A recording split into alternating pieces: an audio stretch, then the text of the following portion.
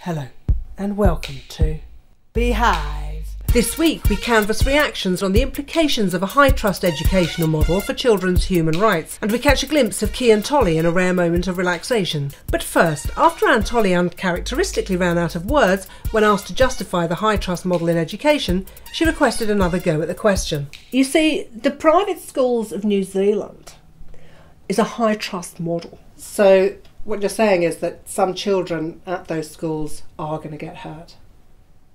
Life is not without risk. So is it legal to commit murder, for example?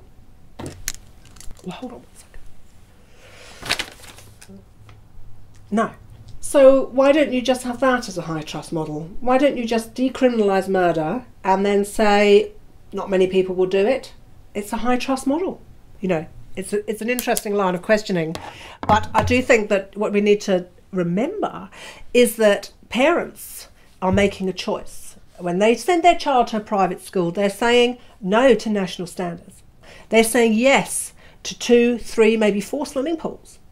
And we figure if people want a choice, then they have to take an element of risk.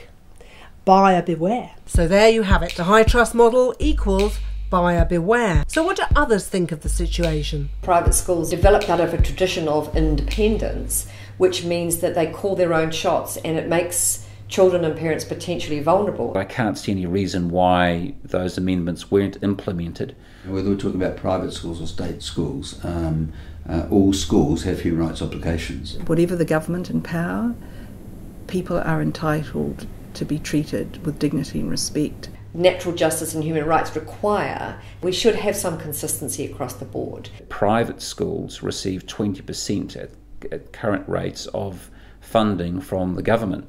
So in fact they are receiving Crown money, and the Crown and the state has a legitimate interest, or should have, in what happens in those schools. Well, since the passing of Education Amendment Bill 2, that opportunity has been sadly lost for the moment, but we'd like to wish you all a very Merry Christmas, and thank you to all of our subscribers and friends for their support. And we'll leave you now with a glimpse of the Prime Minister and Anne Tolley looking forward to an election year. It's been a hell of a year now, hasn't it? Has it what? What a heck of a year. Did I hear that you were voted sexiest politician again?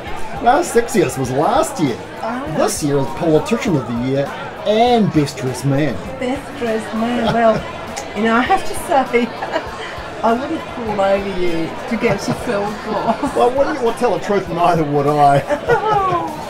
Actually, speaking of crawling, I've got a little something for you. Have you?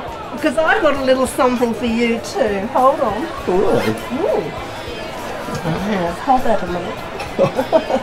God, that's a bit dangerous. Yes, well, that's education. Now, here it is. Oh, well, cheers. Oh, thanks very much. One's for you. Thank you. For Christmas. Thank you.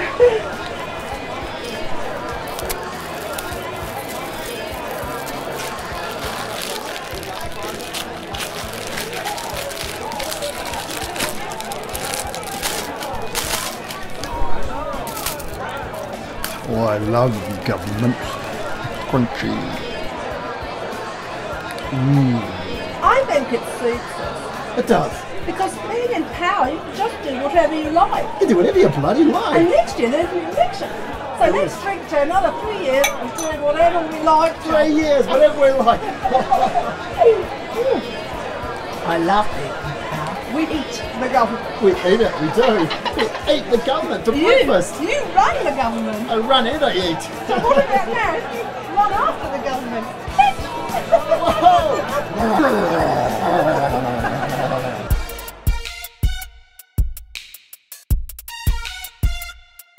Behive.